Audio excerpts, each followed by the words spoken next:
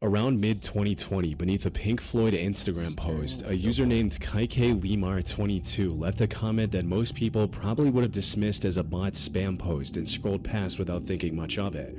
It read, "Help me. I'm an artist. I'm in trouble. I discovered a cannibalism restaurant here in Brazil. Now there's an agency of espionage torturing me. My parents were kidnapped. Can you save me? Please, I'm suffering."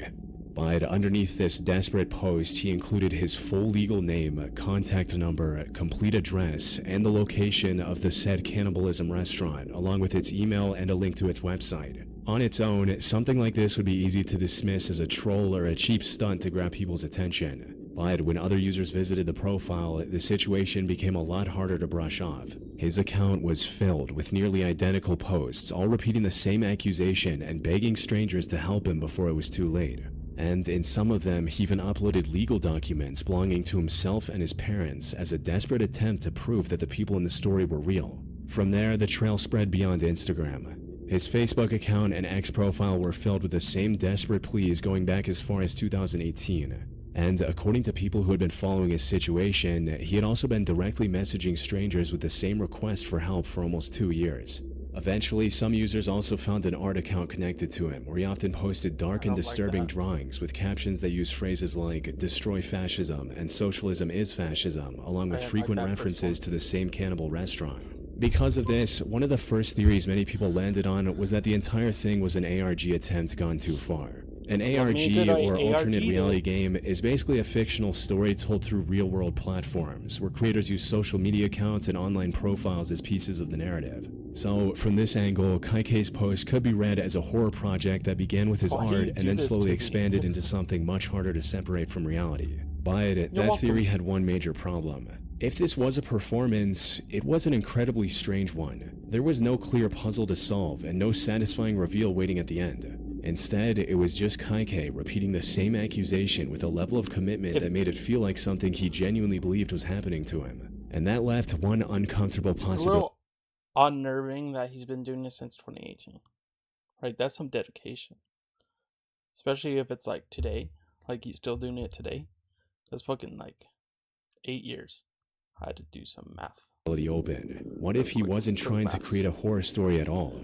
What if he actually believed every word of it? As strange as the phrase cannibalism restaurant sounds, the idea isn't completely unheard of in Brazil. Because just 8 years earlier in 2012, 3 people were arrested in Garanhuns in the Brazilian state of Pernambuco after the police accused them of murdering at least 2 women, consuming parts of their bodies, and using the rest to make stuffed meat pies that were sold to unsuspecting customers. And what made this case even more disturbing was how ordinary the operation looked from the outside. According to the police, the pies were sold even to schools and hospitals. Now, on its own, this case had no apparent connection to Kaike's story. But it did make Kaike's claim feel slightly less impossible than it first sounded. The problem was that beyond the accusation itself, he never provided anything that actually proved what he was saying. And when people tried to approach him directly for more information, his answers didn't make the story any clearer. For instance, when a Reddit user DM'd him and asked about the supposed espionage, all he got back were fragmented responses like, "They're torturing me, it's an evil organization, it's because they're evil." He sounded terrified, but every attempt to get a clear explanation out of him circled back to the same handful of words. And that's what made the website link he had been attaching to his public posts and comments this whole time so important. Out of everything he flooded the internet with, it was the one piece of information that could actually be checked. But when users followed the link, it led to the website of a hospice and rehabilitation center. When entered into Google Maps, it takes you to a medical facility called Baramid Support House. The building itself looked completely ordinary. Nothing about it pointed toward the kind of horror Kaike was describing. Even the Google reviews described it like any other care facility, with patients and families praising the staff for their attention and support. And these details changed the entire shape of the mystery.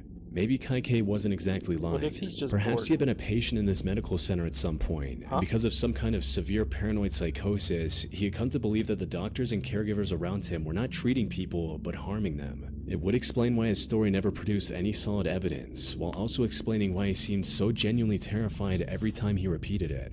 But, as believable as this theory sounds, it has one major problem. Nowhere on Baramed's website did it describe itself as a psychiatric facility or somewhere that treats severe psychological disorders.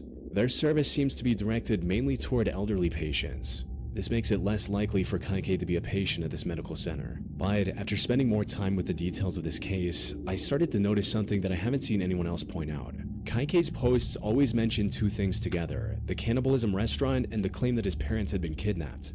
And in some of his most desperate uploads, he posts his mother's government-issued identity card as proof that she was a real person. At first, that seems like a strange thing to prove. Nobody was questioning whether his mother existed. But Baramed is a continuing care facility. It's the kind of place where families admit elderly relatives for long-term treatment. And if Kaike's parents had been placed there by other family members and he didn't understand or didn't accept that decision, then everything about his story starts to look different. In his mind, his parents hadn't been admitted for medical care, they had been taken against their will, and the people looking after them weren't doctors, but something far worse. It would explain why he posted the same address hundreds of times and couldn't give a clear answer when people reached out to him. And it would explain posting his mother's identity card for the world to see. He believed someone had taken her, and no one around him was doing anything about it.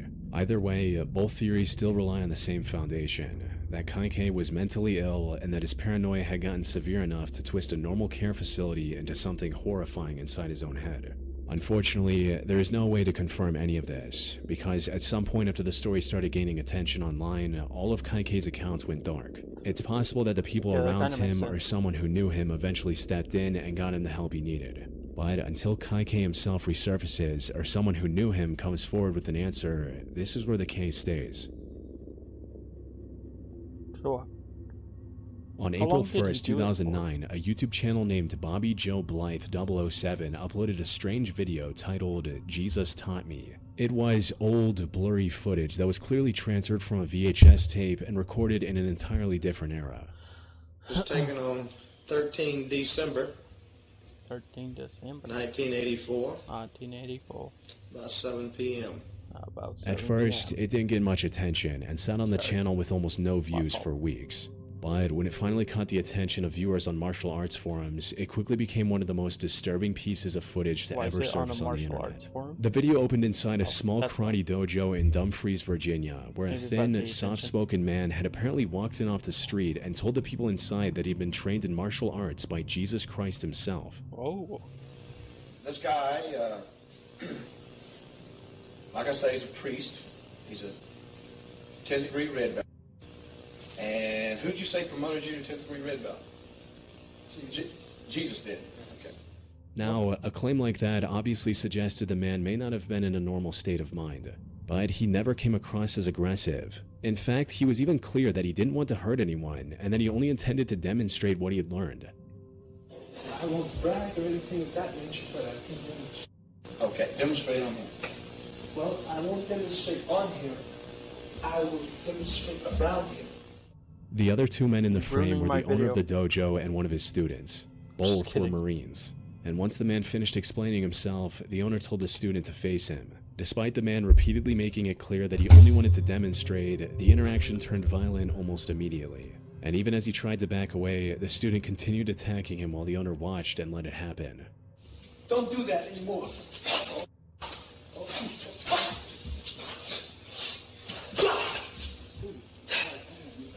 No, just don't do that. Good. What the fuck am I watching? The situation continued to escalate until the man was badly hurt and lying almost unresponsive on the floor, while the owner told the others to drag him out. The video then cut to the camera focusing on the floor, where a trail of blood led toward the exit of the dojo. And, according to the description beneath the video, the man was later found by police officers inside a dumpster behind the building, strongly insinuating that he had been killed. But neither the footage nor the description made it entirely clear whether the man had actually survived what had happened to him or not. And that was what horrified everyone who came across the video. So once martial arts forums got a hold of the clip, it spread fast, and people started trying to figure out where it had come from. The first major clue was the username of the channel itself, which led viewers directly to Bobby Joe Blythe, a former US Marine and the same man who appeared to be giving orders in the video. As for the dojo, it had been a storefront in a shopping center in Dumfries, Virginia. By the time the video appeared online, the place had already been shut down for years. These details only made the entire situation more difficult to explain. Because if this footage actually showed a brutal assault, then why would Bobby be the one to upload it to YouTube decades later? Maybe, in his mind, what happened in that room wasn't a crime at all. When viewers went through the rest of his channel, the videos gave a much clearer sense of the kind of authority he believed in. We don't tolerate this from nobody in our domain. We, black belts, this is our place. We can do what we want anytime we feel like it, and feel free as anybody could be in this world, in this place. And in your place, this is yours. This is your dojo. No one treads on your territory. We can do anything we want. Just school can. So we're liberal. If they come through that door, it's open season. Getting cult fights. And if this was the kind of violent culture Bobby had built inside his dojo, it would explain how a badly wounded man could be dragged out the back door without anyone in the room treating it like something that needed to be reported. Naturally, viewers began contacting local authorities and sending them the footage, believing they had uncovered evidence of a crime that had somehow gone unnoticed for decades. But just days later, Captain Ronald Mackey of the Dumfries Police Department released a statement that seemed to shut the entire mystery down. According to him, the victim had survived the attack and had been interviewed by police after the incident. On paper, that should have been the end of it. Except, the explanation started falling apart as soon as more details came out. Another official who was a retired police detective named Chuck Feldbush also claimed the man survived, but his account made the investigation sound far less thorough than the department's statement implied. Officer Chuck said he personally knew both Bobby and the victim, describing the man as a homeless guy who lived in the woods near the dojo. In his own words, "You could tell he had been beaten severely, but he wasn't very cooperative and didn't want to pursue charges." But if that was the entire basis for closing the matter, it also meant that the police never really conducted a proper inquiry into what happened inside that dojo. More importantly, it made the official claim that the victim survived almost impossible to verify. Because even if the attack didn't kill him immediately, it's still possible that a severely beaten, mentally unstable homeless man could have easily died days later from untreated injuries without anyone noticing. And since none of the officers involved could even remember his name, there is no way to trace where he went after that. Searching for hospital records and missing person. Let me get this straight. A homeless man goes into a dojo, fights one of the dojo person, gets the shit beat out of him, but claims Jesus taught him from the area, it doesn't bring up any matches. And with no more leads to follow, people online started looking deeper into Bobby's background instead. According to several sources, Bobby's dojo may have attracted more than ordinary martial arts students. His background as a former Marine reportedly brought in bodyguards, other Marines, and possibly even local police officers. If that's true, it could explain two things at once: why the response from the local authorities felt so strangely muted, and why Bobby felt confident enough to post the video publicly in the first place. And if both of those things are true, they point to a simple but uncomfortable possibility: that the case didn't go anywhere because the people responsible for investigating it were too close to the people involved. But that is where the facts end and speculation begins. There is no direct evidence proving that local officials deliberately buried this, and nothing about the case directly indicates that Bobby was protected. That said, without the victim ever being clearly identified, it's impossible to prove or disprove any of these theories. Which is also why, despite thousands of people online trying to dig through the footage from every possible angle, there has been no meaningful development to the case over the 2 decades since the footage first surfaced, leaving the entire mystery trapped between two possibilities. Either the unnamed victim survived one of the most brutal assaults ever posted to YouTube, then vanished back into a life where no one could find him, or the video really did capture the final moments of an unidentified man while the people who could have helped him decided to look the other way. On June 16, 2016, a security guard in Utah picked up something on an old AM radio that would go on to be one of the creepiest pieces of audio in recent internet history. The guard's name was Cody Erickson, and at the time he had been working a swing shift at a bank management building somewhere in Utah. Inside the security office was an old AM/FM radio that belonged to his supervisor. And since Cody had already finished his tasks for the night and was just waiting for the next guard to come in, he started turning through the AM stations to pass the time. Most of what came through was exactly what you'd expect from an old radio late at night.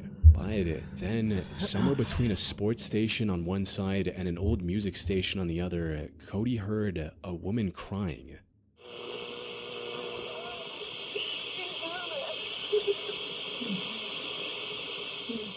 He tried adjusting the dial multiple times, hoping to pull the signal in more clearly. But each time he moved it, the broadcast either faded into static or got buried underneath one of the nearby stations.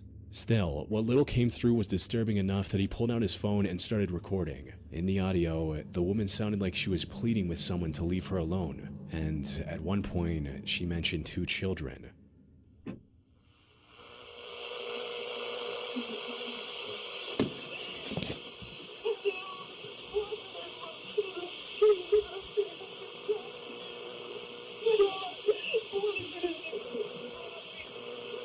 Or if it was just like an old radio like drama.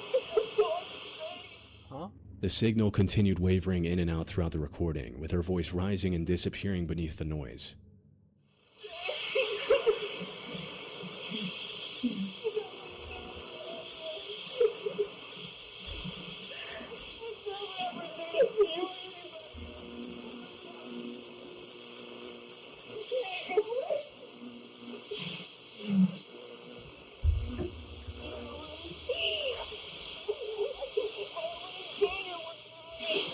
I can't even hear what And she's then, saying. right at the end, the static cleared just long enough for another voice to come through and say something that nobody has ever been able to agree on.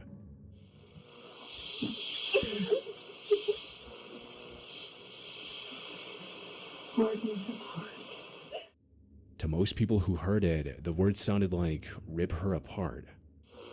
I didn't hear shit. I mean, now I After did, this, but- the broadcast cut out completely. Cody later checked that same stretch of the dial twice a night over the following days, hoping to hear it again, but the voice never returned. So, left with a recording he couldn't explain, he uploaded it to YouTube, hoping someone online might be able to figure out where it had come from. The first, and probably the most comforting theory that the internet came up with, was that the recording was just a scripted performance. The reason is that AM radio isn't as predictable as FM. Depending on where you are and how late you're listening, the dial can pick up all sorts of broadcasts, including old horror dramas and detective shows. That's what I thought. So, according to this theory, Cody could have simply tuned into the middle of a fictional scene, and the crying woman was just an actress, while the distorted signal made the performance sound a little too real. Some other users also suggested that it could have been a drive-in movie theater leaking its audio into the radio. For those who don't know, outdoor theaters often transmit film audio over short-range radio so viewers can listen through their car speakers, Oh, shit. and that signal can occasionally bleed onto nearby frequencies, which would mean what Cody heard was nothing more than the climax of some horror film leaking out of a transmitter somewhere down the road.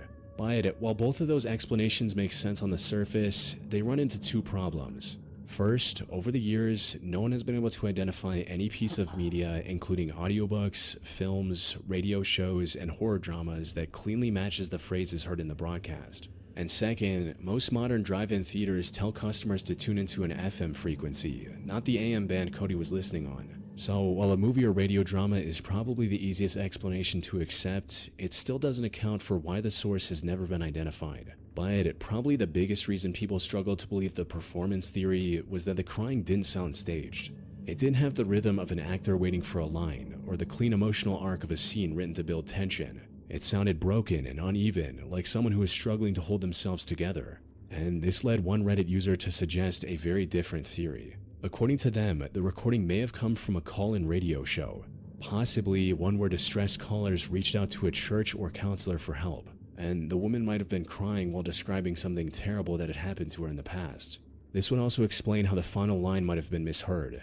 Instead of "rip her apart," the voice might have actually said 4 years apart, which would fit much more naturally into a conversation about grief or family trauma. But without the name of the original program, there's no way to verify this theory either, leaving the mystery exactly where it started. Unfortunately, there's a much more chilling possibility of what the audio could have been. Maybe Cody was listening to something that was never meant to be broadcast.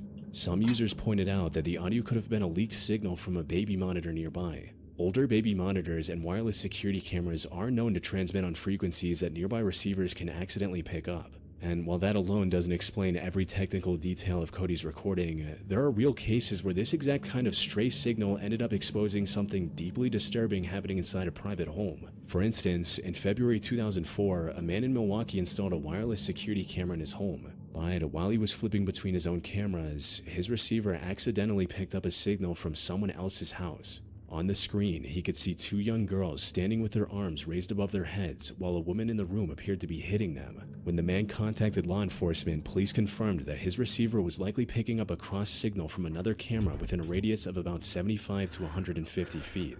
Similarly, in another case from the Czech Republic in 2007, a father was watching his own baby through a video monitor when the device suddenly picked up a stray signal from another home nearby. It showed a young boy tied up on the bare floor of a room. After the father reported what he saw, police traced the signal to a house in the neighborhood, where the child was found bound with duct tape, severely dehydrated, and being watched over by a video camera. So, with cases like these Imagine on record, the idea that you're Cody's just watching radio your caught a baby and stray that shit feed from a pops up. monitor or a camera somewhere nearby isn't easy to dismiss. And if that's what I'd be happened, fucked up. then what he was listening to may have been an act of domestic violence, or something much worse, playing out in real time. Unfortunately, without the original broadcast ever being identified, the mystery can't move past speculation. All we really have is a short 2-minute recording of an old radio in a quiet security office. And unless that source is ever found, we may never know whether Cody captured a piece of fiction or something far more real that was never meant to be heard. On May 1st, 1995, a University of Arizona student named Brian Hance was flipping through the campus newspaper, the Arizona Daily Wildcat, when a strange full-page message on page 16 caught his attention. The page was filled with mathematical symbols, scientific notations, and historical references, including an image of Martin Luther surrounded by formulas and cryptic diagrams. At the top, it carried a simple title, May Day 1995.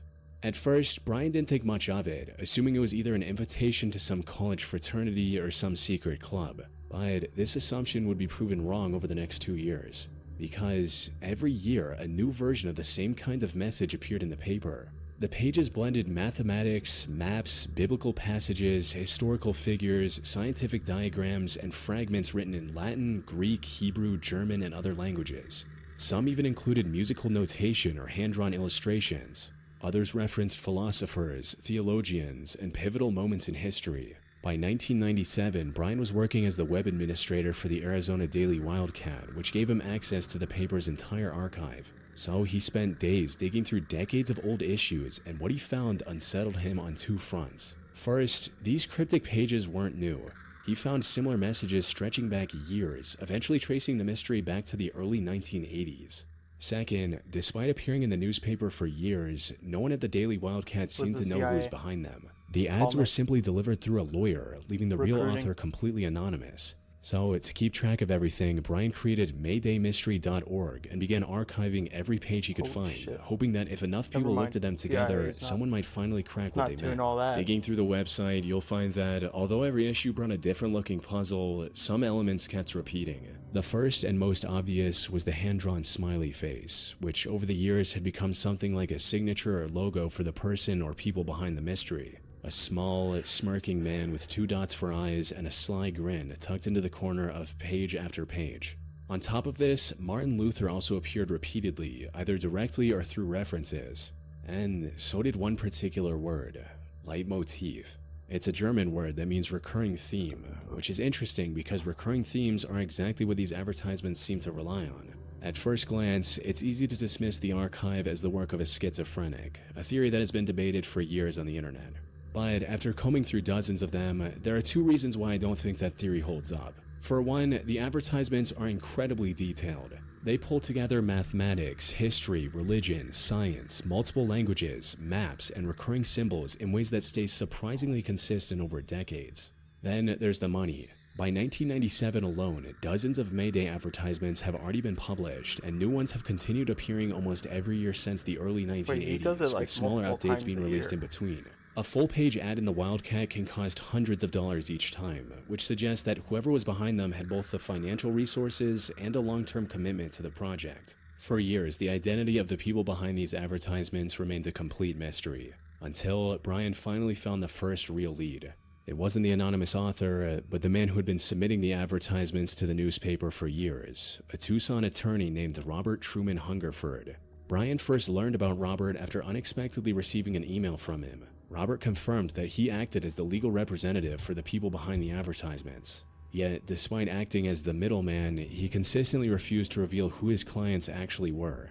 And from that point on, That's what they all Brian's twisted investigation became part of the about mystery him. itself. He began receiving carefully scripted phone calls, cryptic mail, and packages postmarked from Las So you pissed Vegas them and off. routed through Pakistan, some containing foreign stamps and Middle Eastern coins. After he fell behind on website updates because he was sick, he even received a get well card. None of these messages were openly threatening, but they made one thing clear. Whoever was behind the Mayday mystery knew exactly who Brian was, and they were paying attention to his investigation. And this naturally shifted all the focus towards Robert, because he wasn't a random attorney. He had studied at the University of Arizona, earned a doctorate in theology, became a member of Mensa, the highest IQ society in the world, and reportedly spoke several languages, including Dutch, German, Greek, Hebrew, Latin, Russian, and Spanish. Coincidence? So, when you compare his background to the advertisements with their theological references, historical figures, and multilingual fragments, it becomes easy to understand why people began to suspect he was more than just the lawyer.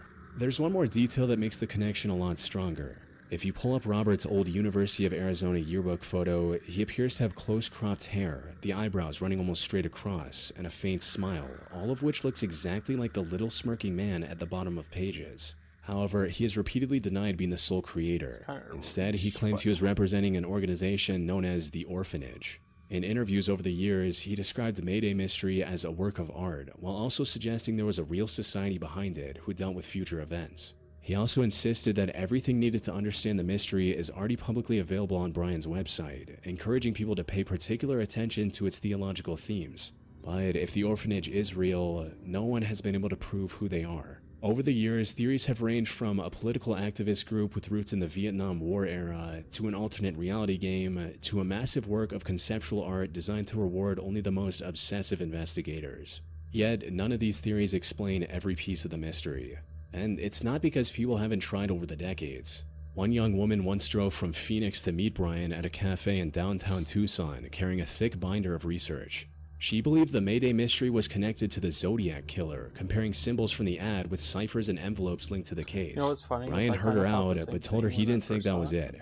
And before she left, she told him she had already sent everything to the FBI.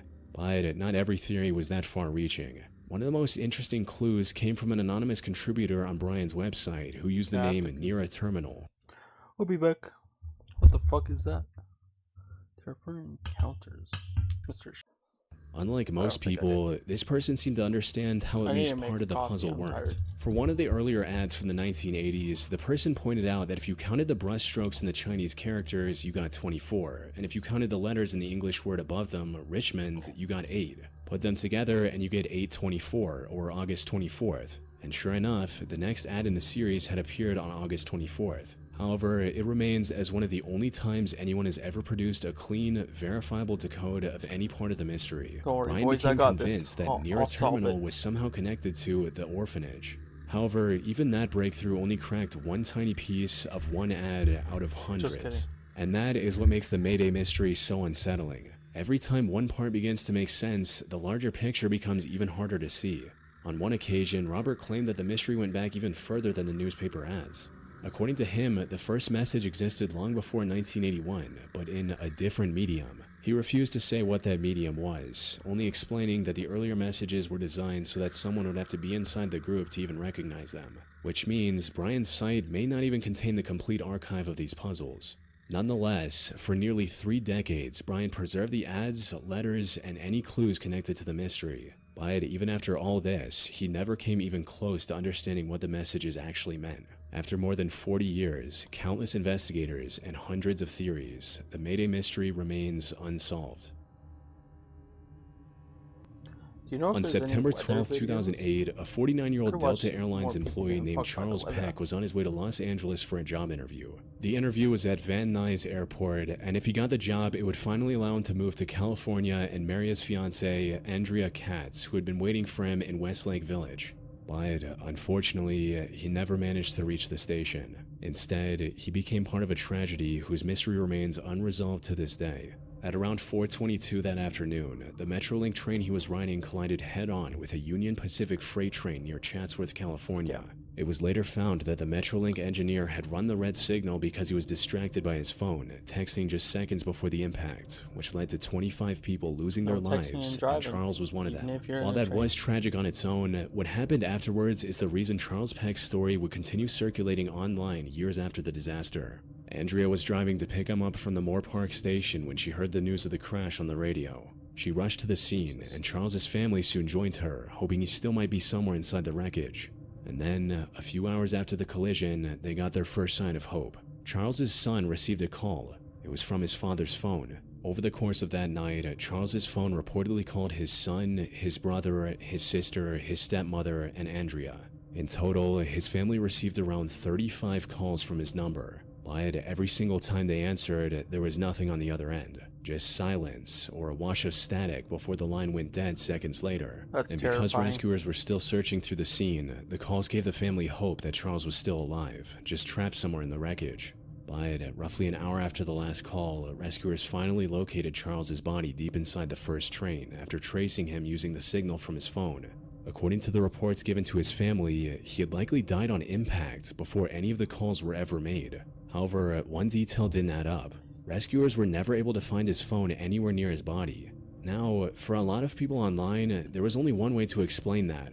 They claimed Charles was somehow trying to reach his family from the afterlife. But as comforting as that idea may sound, even Charles's fiancée admitted it was something she held on to emotionally, not something she could actually defend. So if we set the afterlife theory aside, we're left with a much harder question. How does a deceased man's phone make 35 calls on its own? The most obvious explanation is a phone malfunction. The incident happened back in 2008 when just phones so still had physical happens that buttons. you have a So phone if the device was malfunction crushed when inside the wreckage, you it's die possible or that dead. pressure, moisture, or damaged circuitry That's caused it to insane. repeatedly dial numbers from Charles's recent calls or saved contacts.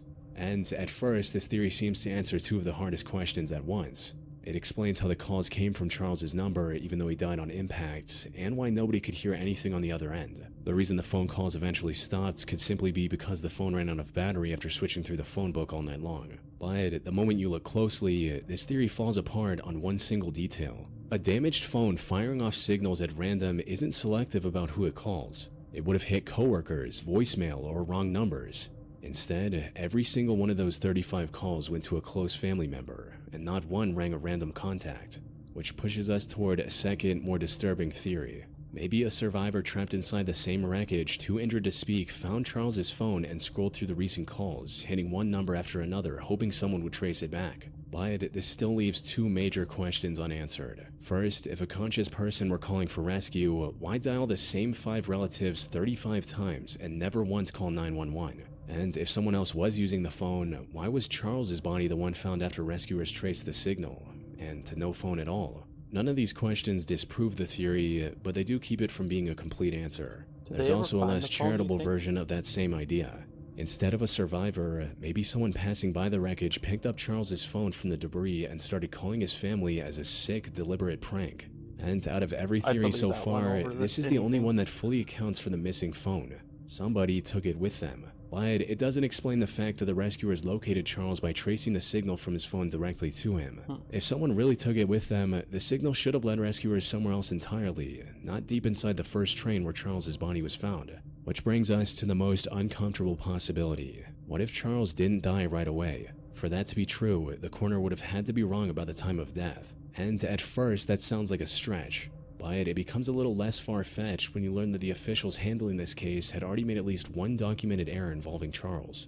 In the initial victim list that was released, Charles was listed as 58 years old, nearly 9 years off his actual age. Now, the mistake was shortly corrected, and on its own, it isn't enough to prove that the coroner was wrong about when Charles died. But it does remind us that the public version of events was assembled in the middle of a chaotic, mass casualty Imagine being disaster on your way where to rescuers a were trying to job save interview that might lives, save your identify life or, like, bodies, and change it, communicate with and you grieving fucking families die. all at the same time. And without Charles's phone ever being be recovered, pissed. there is no way to know which theory is correct.